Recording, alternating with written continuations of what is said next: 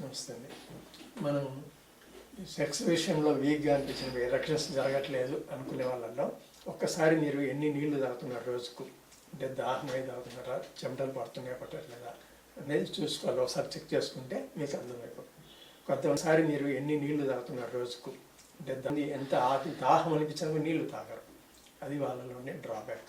కాబట్టి సెక్స్కి పోయే ముందు, అంటే అంగస్థంలో బాగా కావాలంటే ఒక గంట ముందు కనీసం 200 ml వాటర్ తాగితే అది బ్లడ్ వాల్యూమ్ పెరుగుతుంది, దానివల్ల పంపింగ్ అనేది ఉంటుంది, అంగస్తంభం కూడా ఈజీగా అవుతుంది. సో ఇది అనుభవజ్ఞులైన డాక్టర్స్ చెప్పడం వల్ల మీకు చాలా సింపుల్ అనిపిస్తుంది, నీళ్ళతో ఇది అవుతుందా అని అనుకుంటారు చాలామంది. కానీ దీంట్లో ఉండే లాజిక్ అర్థం చేసుకోవాలి.